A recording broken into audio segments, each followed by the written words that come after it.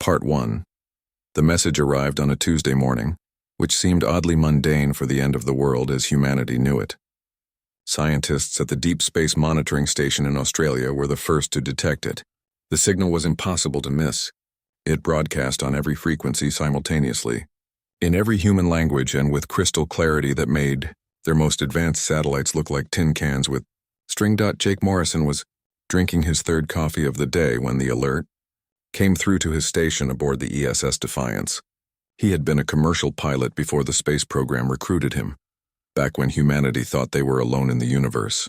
Now he commanded the first ship capable of traveling faster than light, though they had only tested it twice and both times something had caught fire. The translation appeared on his screen in plain English, though his communications officer Lisa Hayes confirmed it was appearing in Mandarin, Spanish, Arabic, and 200 other languages simultaneously across Earth. Someone, or something, wanted to make sure every human being understood the message. People of Earth, it began, with no introduction or greeting. You have been detected. Your expansion into space has been noted. Your technological advancement has been measured. You are hereby ordered to cease all space activities immediately. Dismantle your satellites. Destroy your spacecraft. Return to a pre-industrial technological state. You have 7 days to comply. Jake read it twice, then looked at Lisa. She was staring at her screen with her mouth slightly open, which was concerning because Lisa never looked surprised. She had once watched their faster-than-light engine explode during a test and simply commented that she had expected worse. Is this real? Jake asked, though he already knew the answer. Every analysis says yes, Lisa replied, her fingers dancing across her console. The signal origin is from outside our solar system. The technology required to broadcast this is beyond anything we have. And, sir, there's more. They included a demonstration. She pulled up a video feed. It showed a distant star system, one that human astronomers had been studying for years. As they watched, 3 planets simply vanished. Not exploded, not destroyed, just stopped existing, as if someone had erased them from reality with a casual thought. That's the Kepler 442 system, Lisa said quietly, or it was. That happened 6 hours ago. They're showing us what happens if we don't comply. Within an hour, every government on Earth had received the message. The news networks were in chaos. Social media exploded with theories, panic, and surprisingly a lot of jokes. Humans had always been good at laughing when they should probably be screaming. Admiral Henry Carter called an emergency meeting of the United Earth Defense Council. Jake watched via hologram from the Defiance, along with representatives from every nation that had contributed to the space program. The room, both physical and virtual, was packed with leaders, scientists, military officers, and diplomats. Options, Admiral Carter said simply. He was an old Navy man who had helped design the first Mars colony, and he didn't waste time on speeches when time was short. We could comply, suggested Paul Martinez, a diplomat from the United Nations. If we don't, they'll wipe us out. You saw what they did to those planets. We could fight, offered Nina Brooks, head of the Stellar Defense Initiative. She was younger than most people in the room, but had earned her position by being smarter and tougher than everyone else. We have weapons. Not many, but some. With what? Paul shot back. We have 3 ships. 3. They erased 3 planets in seconds. We could try to communicate, suggested Dr. Sophie Chen, a xenobiologist who had spent her career preparing for first contact. Maybe there's a misunderstanding. Maybe we can negotiate. Jake had been quiet, listening to the arguments bounce back and forth. Everyone was thinking like humans who had always been at the top of their own food chain. They were thinking about survival, about fighting or surrendering, about communication and negotiation. But something about the message bothered him. They gave us 7 days, he said, and the room fell silent. Everyone turned to look at his hologram. So? Paul asked. That's the deadline. But why give us a deadline at all? Jake continued. If they can erase planets with a thought, why not just do it? Why warn us? Why give us time? Lisa caught on immediately. Because they want us to surrender. They don't want to destroy us. They want compliance. Which means they've done this before, Nina added, pulling up a star chart. How many other species have they found? How many have they given this same ultimatum? Sophie was already typing furiously on her tablet. If we assume they've been doing this across the galaxy, And if we assume a certain percentage of star systems develop intelligent life, and if we factor in the time it would take to enforce this across multiple systems. She looked up, her eyes wide. They could be managing hundreds of civilizations, maybe thousands. An empire, Admiral Carter said slowly. A galactic empire. And they want everyone to stay primitive and under control. The room erupted in discussion again, but Jake was thinking about something else. He was thinking about every bully he had ever encountered in his life. The ones in school, the ones in the military, the ones who ran corporations and countries. They all had one thing in common. They expected you to be afraid. They expected you to fold, but more importantly, they had never encountered someone who looked at their threats and laughed. Jake unmuted his microphone, cutting through the noise. "I have a proposal," he said. "It's probably stupid. It might get us all killed, but I think we should try it anyway." Everyone stopped talking and looked at him. "What if," Jake said slowly, "we tell them we'll think about it?" The silence that followed was deafening. Then Paul Martinez started laughing. It was a slightly hysterical laugh, the kind that comes when stress breaks through professionalism, but it was infectious. Soon others were chuckling, then laughing outright. "You want to tell the aliens who can erase planets that we need time to consider their generous offer to stop existing?" Paul managed to say between laughs. "Yes," Jake said simply, "because they gave us 7 days. That means time is part of this. That means they expect an answer. So let's give them one that buys us more time." Nina Brooks was nodding slowly. "It's insane enough that it might work. At minimum, it gives us time to prepare whatever defense we can manage. At best, it confuses them." Admiral Carter looked around the room at the assembled representatives, all in favor of telling the scariest aliens in the galaxy that humanity will think about their ultimatum. Every hand went up. 3 hours later, Earth sent its response. It was brief, almost casual in tone. Jake had written it himself, with input from Lisa and Sophie to make sure it was properly translated into whatever language the aliens used. "Thank you for your message. We are currently discussing your proposal. We will respond within the allotted time frame." And then, because Jake couldn't help himself, he added one more line. "Best regards, humanity." They sent it and waited. Across Earth, people held their breath. Would the aliens accept this response? Would they be angry? Would they simply erase Earth for the audacity? The response came 6 hours later. It was even briefer than Earth's message. "Acceptable. We await your compliance." Lisa Hayes looked at Jake with something like awe. It worked. They actually accepted it. "Of course they did," Jake said, though his heart was pounding. They've probably received thousands of these responses over the years.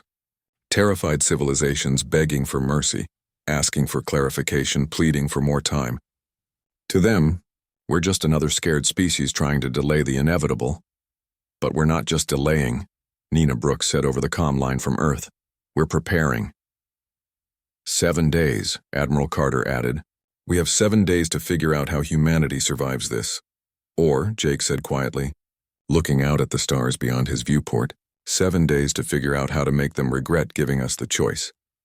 The bridge of the Defiance fell silent as they all contemplated what came next. Somewhere out in the galaxy, an empire thought they had just received another routine surrender. They had no idea they had just given humanity the most dangerous thing they could have given. Time to be creative. Part 2. The collective had existed for over 3,000 years, spanning 1,200 star systems, and controlling the fate of 473 different species.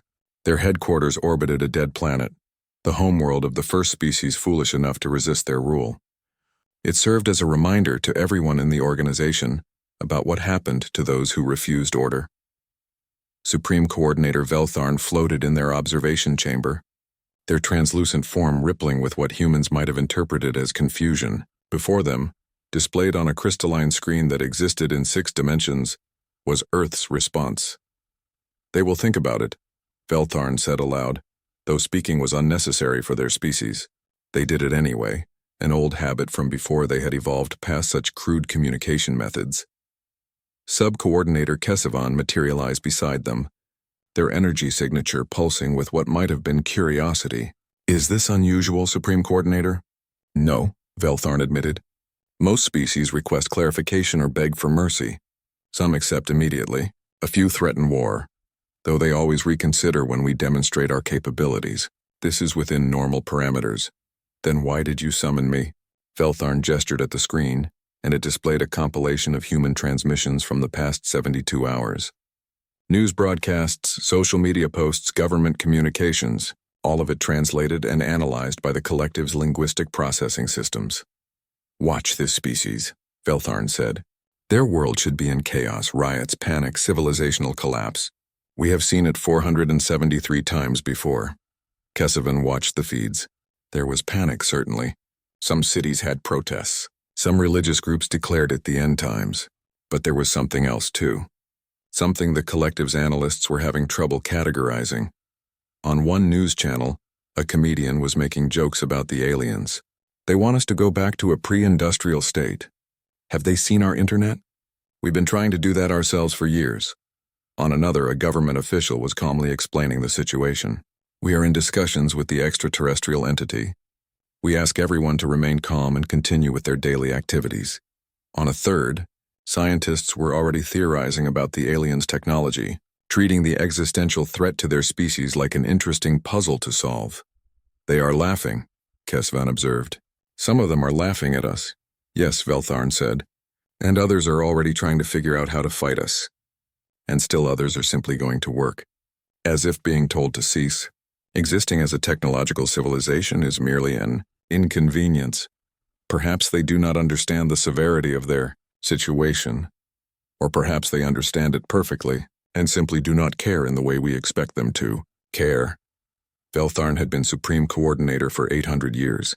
They had overseen the integration of 47 new species into the collective. They had never encountered a species quite like this one. Most species, when faced with extinction, fell into predictable patterns: fear, anger, depression, acceptance. Humans seemed to be experiencing all of these simultaneously, while also planning, joking, and going about their lives. "Send them the compliance document," Feltharn ordered. "Let them see exactly what we expect. Perhaps clarity will help them make the correct choice." Back on Earth, Jake Morrison was not sleeping. He had not slept properly in 3 days, sustained by coffee and the kind of nervous energy that came from knowing you might be responsible for either saving or dooming your entire species. The Defiance was docked at Luna Station, the massive orbital platform that humanity had built around the moon. It was supposed to be a peaceful research station. Now it was being hastily converted into a military base, though calling it military was generous. The weapons they were installing were mostly mining lasers repurposed for combat, and half the crew were civilians who had volunteered because they had nowhere else to go. Lisa Hayes found him in the observation deck, staring at Earth. The blue planet hung in the darkness like a jewel, beautiful and fragile. "They sent another message," Lisa said, handing him a tablet. "It's long. Really long." Jake scrolled through it. The document was 70 pages of requirements, restrictions, and monitoring procedures. The aliens wanted humanity to destroy every satellite, every spacecraft, every advanced computer. They wanted Earth's population reduced to under 1 billion through mandatory birth control. They wanted every factory dismantled, every university closed, every library burned. "They want to erase us," Jake said quietly, "not kill us. Erase everything that makes us human." "I know," Lisa said. She had read the whole thing twice. "But here's the interesting part. Look at Section 47, Jake found it. It was a detailed explanation of how the collective would monitor Earth after compliance, ensuring humanity never again reached for the stars. The monitoring would continue for 10,000 years. "They're not confident," Lisa said. "Look at how detailed this is. They've thought of everything because they're worried we might find a loophole. They're worried we might come back." "That means other species have tried," Jake said, catching on. "Other species have complied and then tried to rebuild in secret. And they're still watching those species thousands of years later," Lisa finished. "These aliens are paranoid." Jake felt something shift in his mind. The collective presented themselves as all-powerful, but paranoid beings were not truly confident. They were afraid of what might happen if they let their guard down. "We need to talk to Admiral Carter," Jake said. The meeting was held in a secure bunker under Geneva, with holographic participants from around the world. Nina Brooks had brought her entire team from the Stellar Defense Initiative. Sophie Chen had assembled every xenobiologist, anthropologist, and psychologist she could find.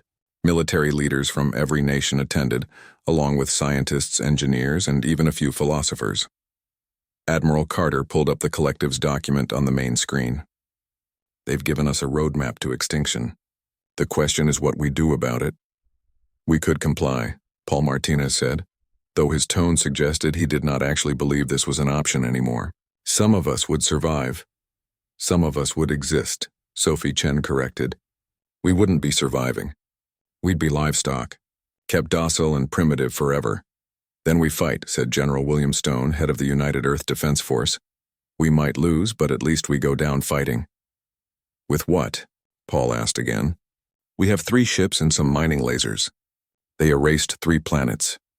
Nina Brooks had been studying the collective's message with her analysts.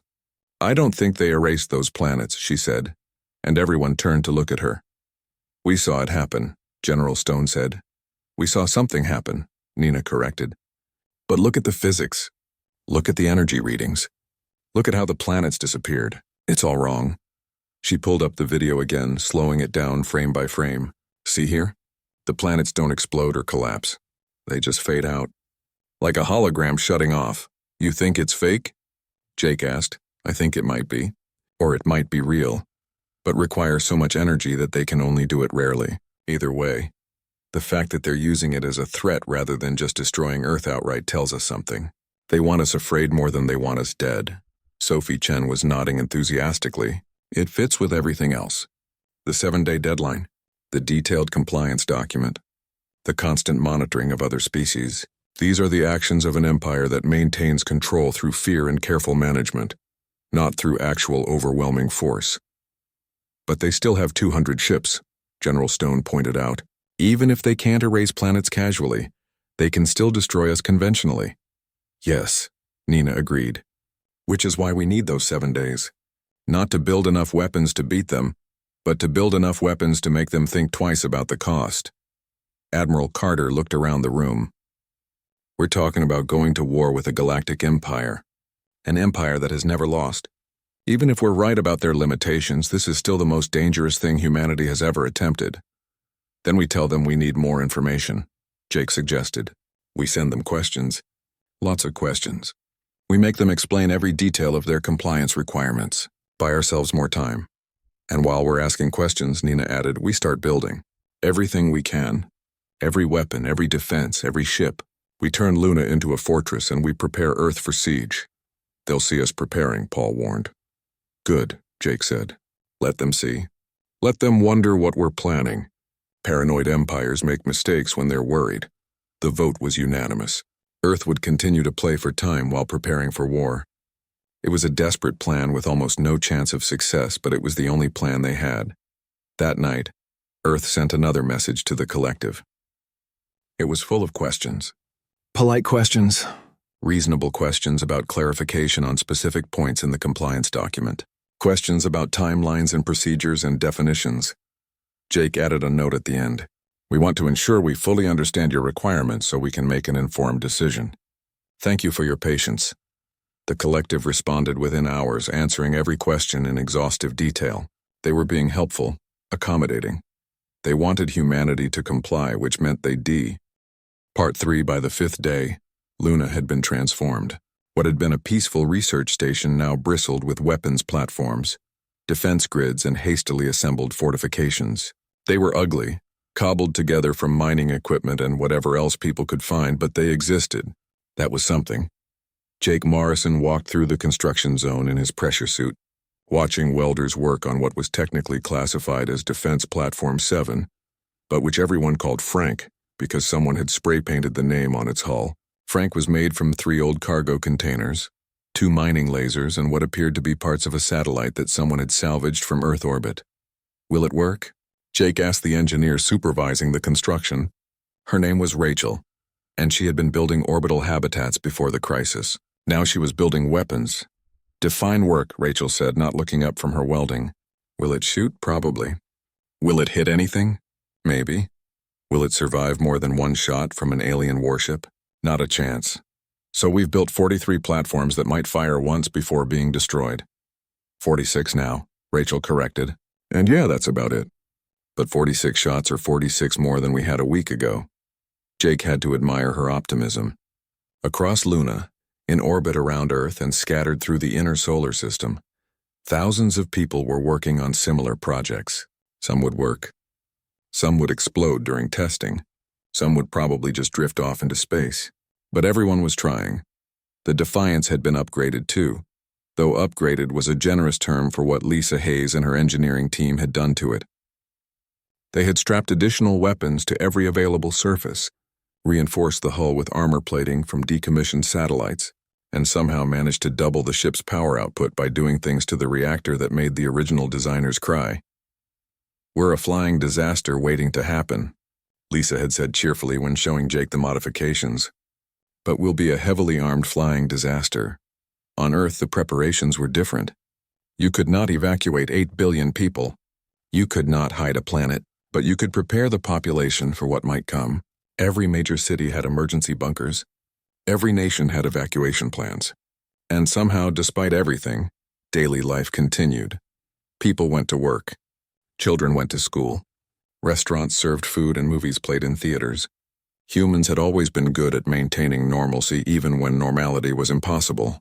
It was either inspiring or insane, and Jake still had not decided which. On the 6th day, Earth sent its response to the collective.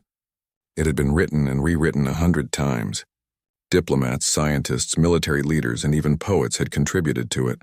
In the end, they kept it simple. "We appreciate your patience with our questions and your detailed explanations. However, after careful consideration, we must respectfully decline your offer." Jake had wanted to add more, something defiant or clever, but Admiral Carter had convinced him that simple was better. "Do not give them ammunition. Do not give them reasons to be angry. Just say no," the message continued. "We understand this may cause inconvenience in your galactic affairs. We are open to discussing alternative arrangements that do not require us to cease existing as a technological species. If such discussions are not possible, we will defend ourselves to the best of our ability." Then, because humanity could not help itself, they added, "We hope you will reconsider your requirements. We believe there is room in the galaxy for both our civilizations to coexist peacefully." It was diplomatic. It was polite. It was also a clear rejection of everything the collective had demanded. The response came faster than expected. Just 2 hours later, the collective sent a single word: unacceptable. And then they sent coordinates for where their fleet would arrive in 48 hours. Nina Brooks stared at the star charts in the command center under Geneva. The collective's fleet was massive, 200 capital ships, each one larger than anything humanity had ever built. They were not even trying to hide their approach. They wanted Earth to see them coming. They wanted humanity to have time to panic and reconsider. "We can't win this," General Stone said quietly, stating what everyone already knew. "Even if all our platforms work perfectly, even if our ships perform miracles, we're outnumbered and outgunned." "Then we don't try to win," Nina said. "We try to survive. We make it cost them more than they expected. We make them think about whether controlling one stubborn species is worth the trouble." "You're talking about guerrilla warfare," Sophie Chen said, "in space." "I'm talking about being unpredictable. Everything we know about the collective says they value order and efficiency. So we give them chaos." Admiral Carter pulled up a tactical display. "Explain." Nina's plan was insane, but then again, everything about their situation was insane.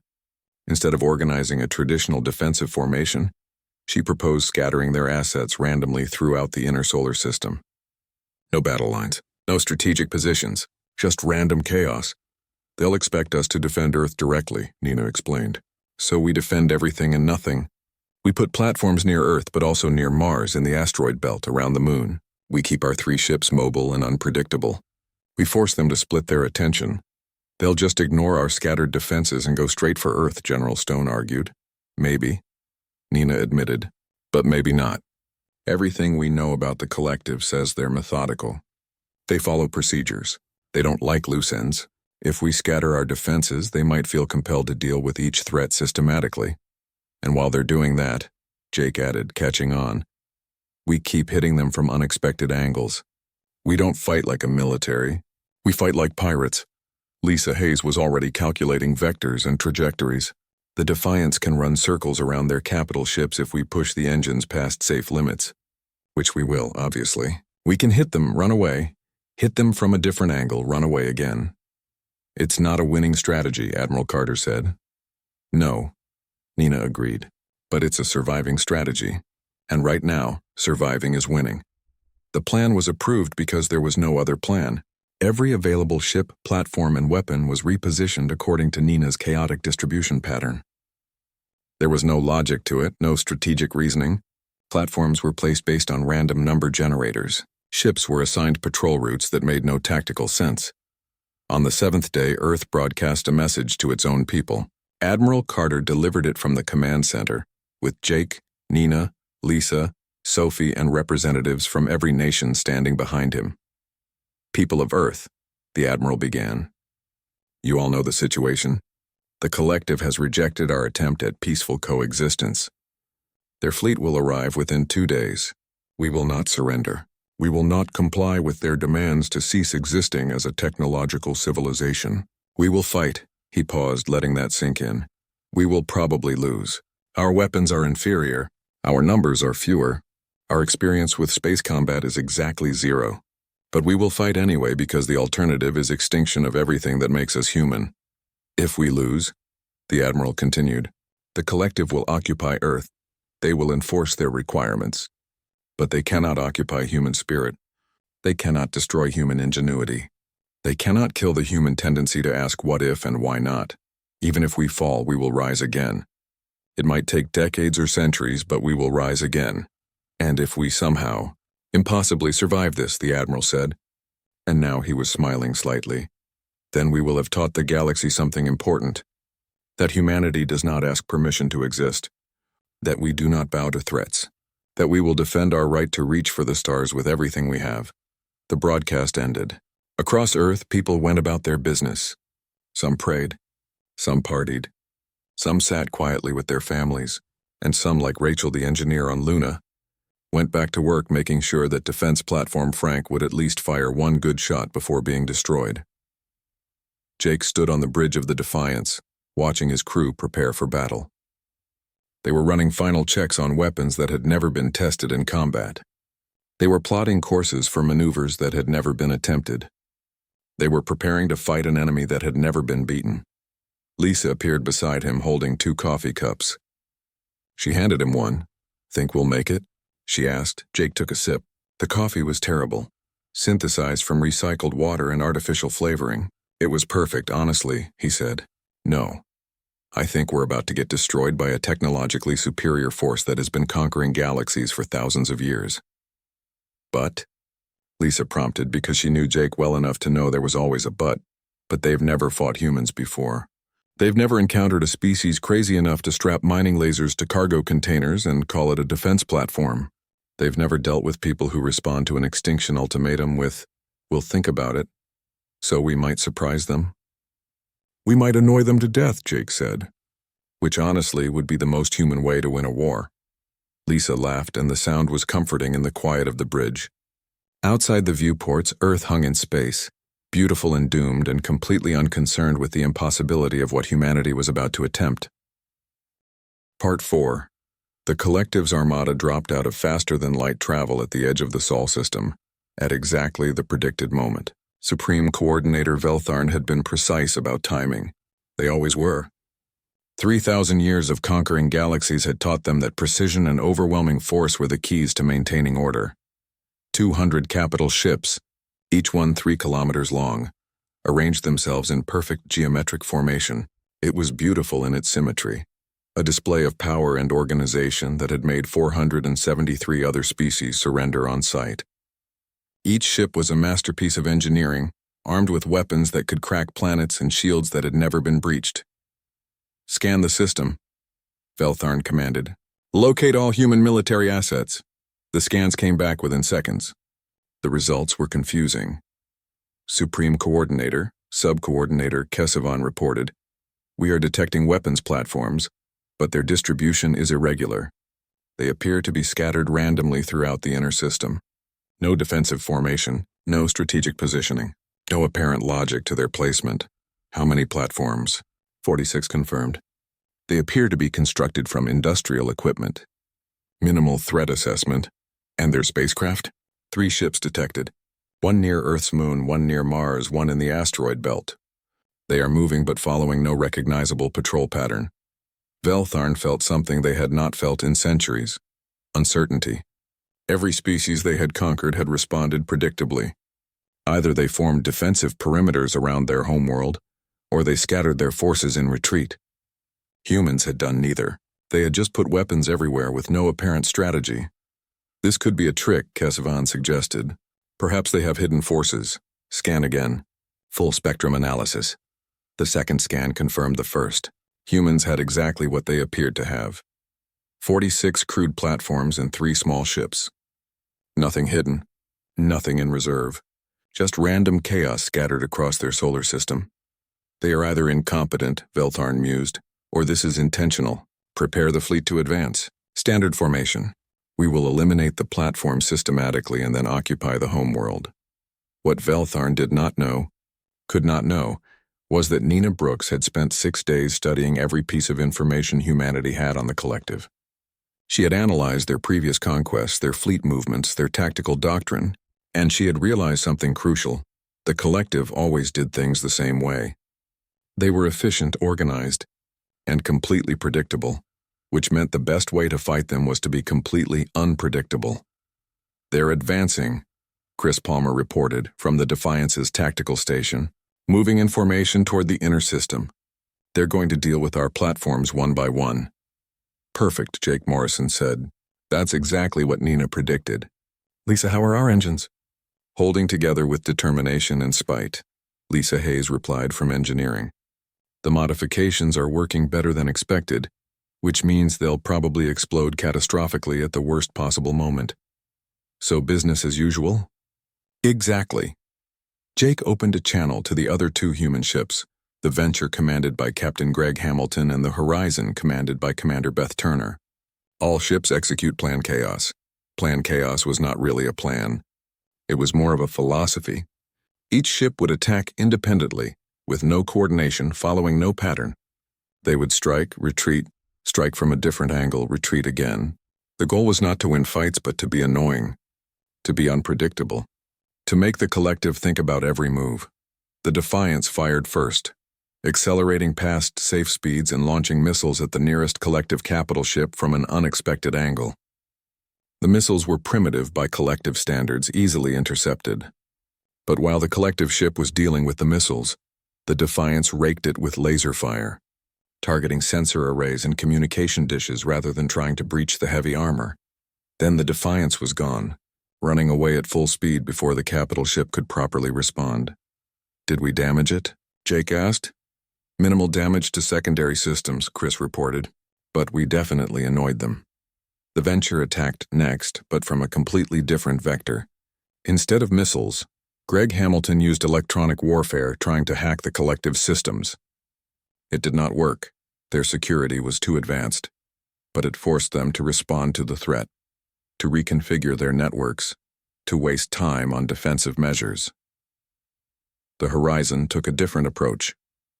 Beth Turner simply charged directly at a collective ship at maximum acceleration and fired everything simultaneously while broadcasting loud music on all frequencies.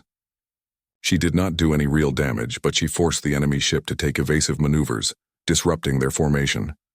On Luna, Defense Platform Frank opened fire at maximum range. The shot went wide, missing its target by several kilometers. But Rachel and her crew had not built Frank to hit anything. They had built it to make noise, to light up sensors, to make the collective think about threats from unexpected directions. They're confused, Nina Brooks said from the command center on Earth, watching the tactical displays. Look at their formation. It's breaking apart. They're trying to respond to threats from multiple vectors simultaneously.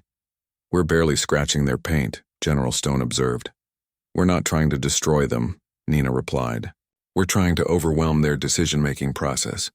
They're used to fighting organized militaries. They expect formations, strategies, predictable patterns. We're giving them random chaos. The collective's response was exactly what Nina had predicted. They started methodically destroying each platform, each threat one at a time. It was efficient. It was organized. It was also slow. While they were destroying Platform Frank, the Defiance attacked again from a completely different direction. While they were chasing the Venture, Platform 7 opened fire.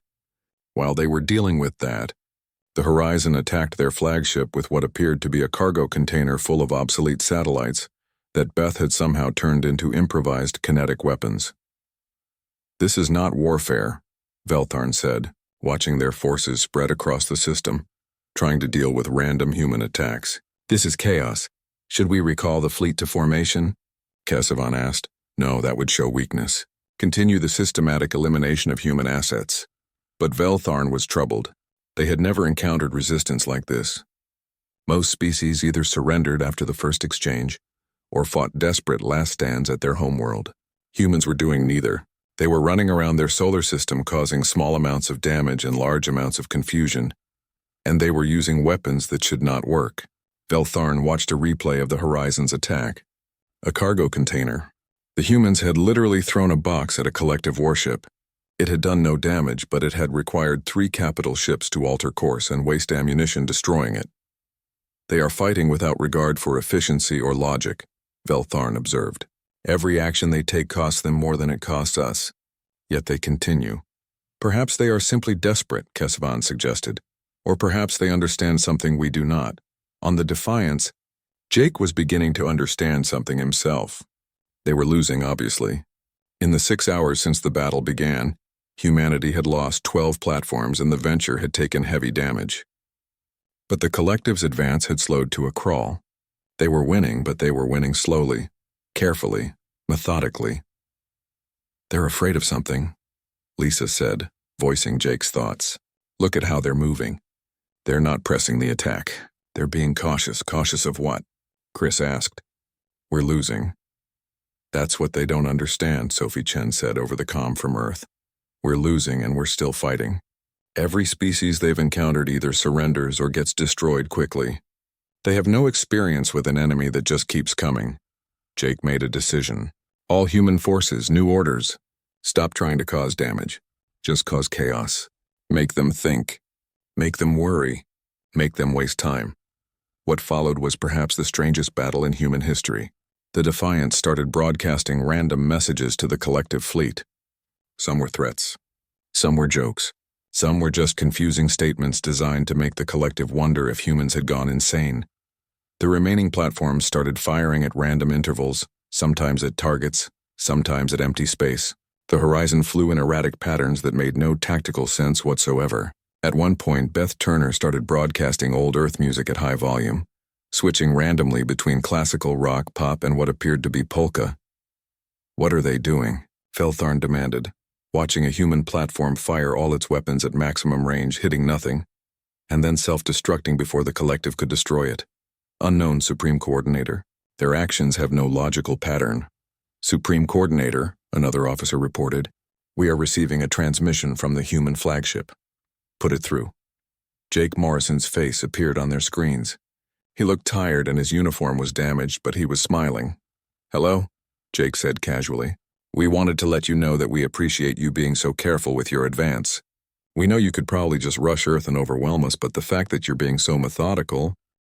Part 5, the Battle of Sol, entered its 14th hour, and humanity was running out of everything. Weapons, platforms, ships, options. The Venture had been destroyed an hour ago, though Captain Hamilton and most of his crew had escaped in life pods. The Horizon was limping on emergency power with half its systems offline. Only the Defiance remained fully operational, and that was mainly because Lisa Hayes was performing engineering miracles that would make the ship's designers weep.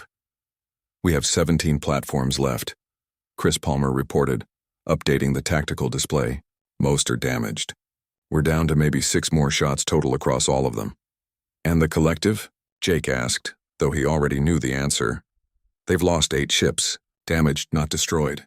They still have 192 fully operational capital ships. We haven't even dented them."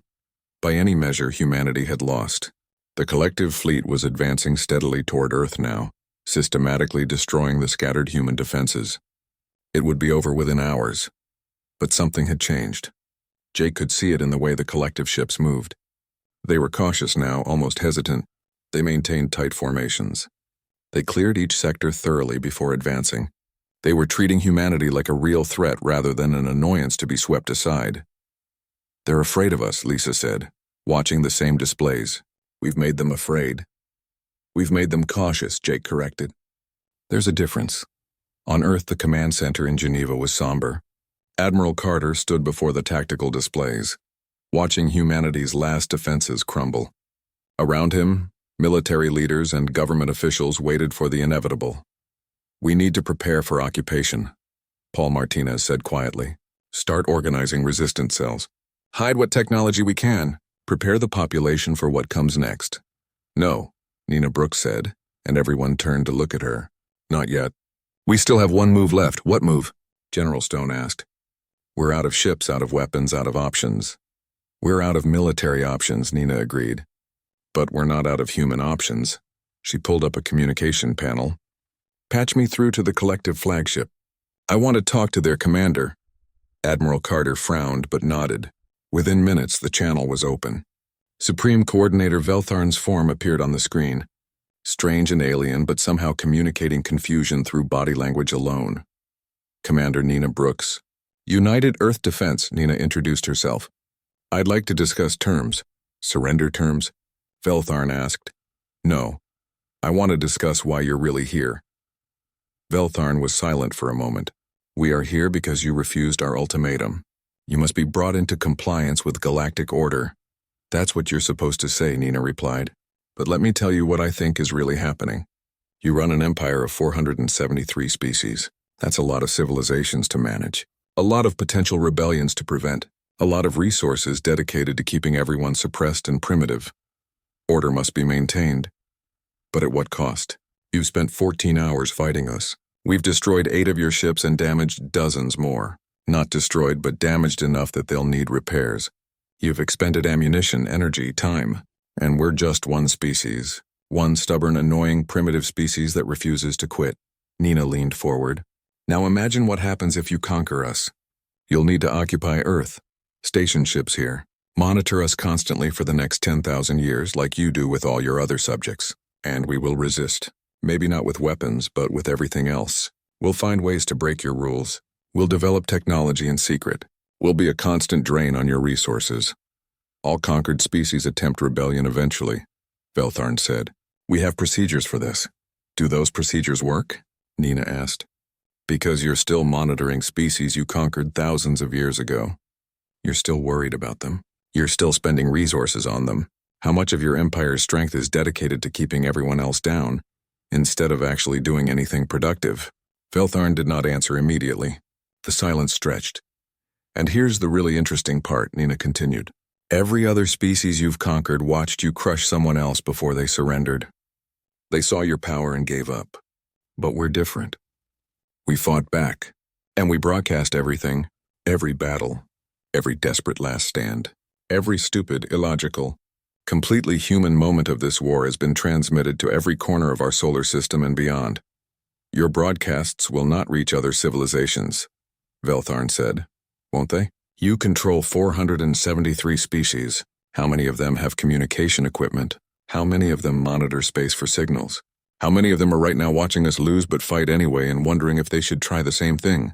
For the first time, Veltharn's form rippled with what might have been genuine concern. Nina pressed her advantage.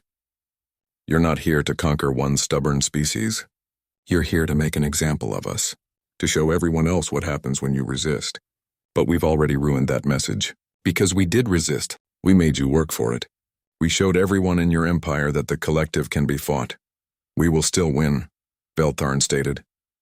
Yes, Nina agreed. You'll win this battle. You'll occupy Earth, but then what?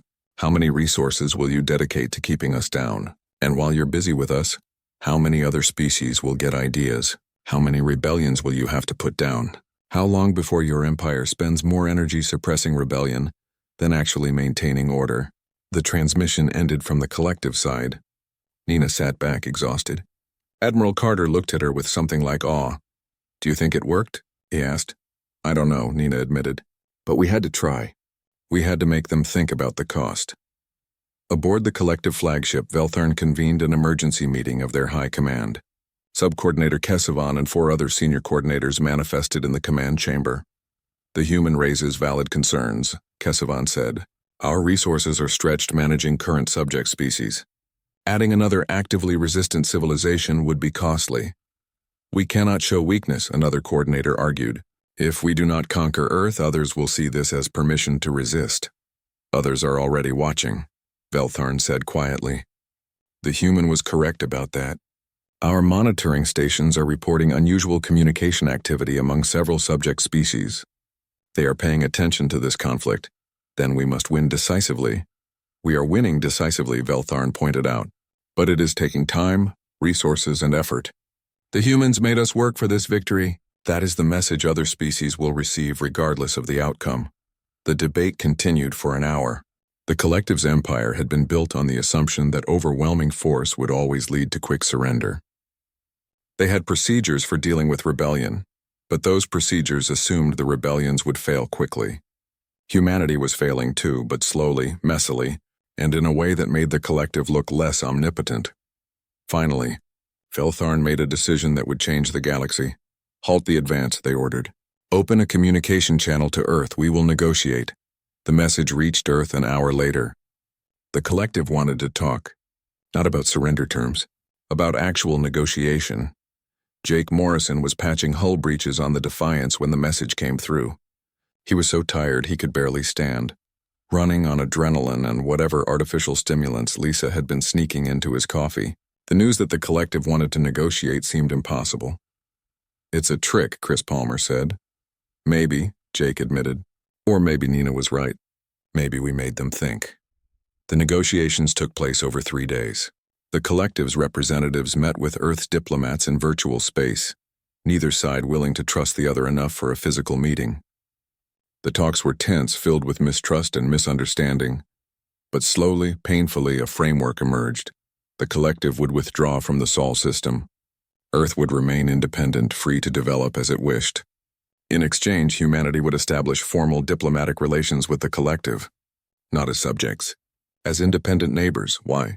Admiral Carter asked during one session. Why agree to this? You could still crush us. Veltharn's form rippled thoughtfully. Because crushing you would cost resources. Because occupying you would cost more resources. Because other species are watching, and we cannot afford to look weak even as we cannot afford to waste strength on an endless occupation. This arrangement serves both our interests. And the other species you've conquered? That is not part of these negotiations. It should be, Nina Brooks said. Because they're watching, and when they see that humanity negotiated independence, they're going to want the same thing. You're not going to be able to hold your empire together with force anymore. That is our concern, not yours. No, Jake Morrison said, speaking up from his position observing the negotiations. It's everyone's concern, because the alternative is an empire that spends all its time and resources suppressing rebellions until it collapses. We're offering you a way out. Transform your empire from conquerors to partners. Let species have autonomy. Build an actual coalition instead of a prison. Veltharn was silent for a long time. That would require restructuring. Part 6. 5 years passed after the Battle of Sol. Earth had changed in ways both obvious and subtle. The scars of battle remained. Luna Station still had sections that were damaged, left as memorials to the defense platforms that had fought and died. The Venture was gone, its wreckage still floating somewhere in the outer solar system. But humanity had not just survived. It had grown. Jake Morrison stood on the bridge of the Defiance, though calling it the same ship was generous. After the battle, Lisa Hayes had essentially rebuilt it from the ground up. It still had the same name and registration number, but everything else was new. Better engines, better weapons, better everything. It was now the flagship of Earth's stellar fleet, which had grown from 3 ships to 52. Approaching the rendezvous coordinates, Chris Palmer reported from the tactical station. He had been promoted to commander and served as Jake's first officer. The collective ships are already there. Through the viewport, Jake could see them. Not a war fleet this time, but a diplomatic convoy. 6 collective ships arranged in a peaceful formation, waiting. It was still strange seeing them without feeling the instinctive fear from their first encounter. Open a channel, Jake ordered. Veltharn's form appeared on the screen. The Supreme Coordinator looked the same as 5 years ago, though Jake had learned that the collective measured time differently and Veltharn was actually incredibly ancient by human standards. Captain Morrison, Veltharn greeted. Thank you for agreeing to this meeting. Admiral Morrison now, Jake corrected with a slight smile. Humanity decided fighting a war earned me a promotion. What can we do for you? We need your help. Those 4 words were perhaps the most surprising Jake had heard since the war ended. The collective asking humanity for help seemed impossible. Explain, Jake said simply. The restructuring of our empire is not proceeding smoothly. As your Commander Brooks predicted, many species saw your independence and demanded the same. We have agreed to transform from an empire of subjects to a coalition of partners. But the transition is difficult. There is resistance from both sides. Some species don't want to be free, Lisa Hayes asked from her engineering station. Some species are too afraid to be free, Veltharn corrected. They have been under our control for thousands of years. Independence frightens them, and some collective members believe we have shown weakness and should return to the old ways. We are managing these issues, but there is one species that poses a unique problem. Veltharn brought up a star chart, the Kravik Dominion.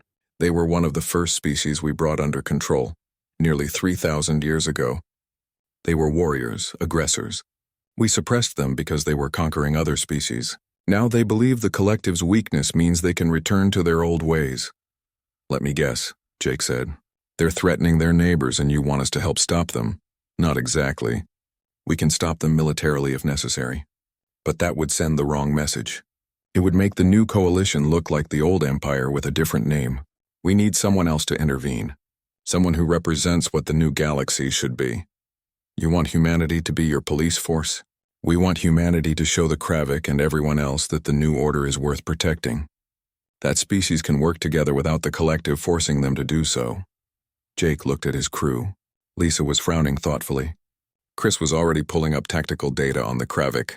Sophie Chen, who was now aboard the Defiance as chief diplomatic officer, was reading the cultural files with interest. We'll need to talk to Earth, Jake said. This isn't just a military decision. The debate on Earth was intense. Admiral Carter had retired and Nina Brooks had taken his position. She listened to arguments from all sides in the command center that was now much more sophisticated than the bunker they had used during the war. It's a trap, General Stone argued. The collective wants us to do their dirty work while they maintain clean hands. Or it's an opportunity, countered Paul Martinez, who had evolved from cautious diplomat to one of humanity's strongest advocates for engagement with other species. An opportunity to show that humanity isn't just stubborn, that we can be leaders in this new galactic order. The Kravik are dangerous, Sophie Chen reported via communication from the Defiance. But they're not evil. They're a warrior culture that was suppressed for 3,000 years. They're angry and confused. Someone needs to talk to them. And if talking doesn't work, General Stone asked, then we show them what humanity learned during our war. Nina Brooks said quietly, that being tough isn't the same as being strong. That survival sometimes means knowing when to adapt. The authorization came through. The Defiance, along with 4 other human ships, would travel to Kravik space. They would attempt to negotiate, to show the Kravik that the new galactic order offered them more than a return to their old ways. And if negotiation failed, they would do what humans did best, improvise. The journey took 3 weeks. The Kravik home system was on the far edge of what had been collective space. It was a harsh system with a red dwarf star and 3 planets that all looked barely habitable. The Kravik had evolved in a difficult environment, which explained a lot about their warrior culture. We're being scanned, Chris reported as they entered the system. Multiple weapons locked onto us. Open a channel. All frequencies. Jake's message was simple. This is Admiral Jake Morrison of the United Earth Fleet. We come to talk, not to fight. But we can do either. The response came quickly. A Kravik appeared on screen. They were large, heavily armored naturally, with multiple limbs and what looked like organic weapons built into their bodies. They looked terrifying, which was probably the point. I am War Leader Kreth, the Kravik announced. You are the humans. The species that defeated the collective. We didn't defeat them, Jake corrected. We convinced them that controlling everyone wasn't worth the cost. There's a difference. A difference that matters little. The collective was weakened. The old order is crumbling. The Kravik will reclaim what is ours, and what is yours? Jake asked. The right to conquer your neighbors? The right to take what you want by force? The right to be what we are. Warriors, conquerors. We were that before the collective suppressed us. We will be that again. Lisa Hayes muttered something about testosterone poisoning that was picked up by the open microphone. Jake tried not to smile. Can I tell you what I think? Jake asked. I think you're afraid. Kreth's form bristled with what was clearly anger. Kravik fear nothing. You fear being irrelevant. You fear that in this new galaxy, warrior cultures have no place. You fear that if you're not conquering someone, you're nothing. I know this because humans have the same fear. We were always good at fighting. We were worried that in a galaxy of older, smarter species, that's all we'd be good for. And, Kreth asked, curious despite themselves, and we learned that fighting is a tool, not an identity. The question isn't whether you can conquer. The question is what you do with your strength. You can spend it taking from others, or you can use it to protect those who need protection. One makes you a bully, the other makes you a guardian. Pretty words from a species that fought the collective for 14 hours. Exactly, Jake said. We fought because we had to, because something was trying to erase us. But when they offered us a choice between continued war and negotiated peace, we took the peace. Because we're not afraid to fight, but we're also not afraid to stop fighting when there's a better option. Kreth was silent for a long moment. The collective sent you to threaten us.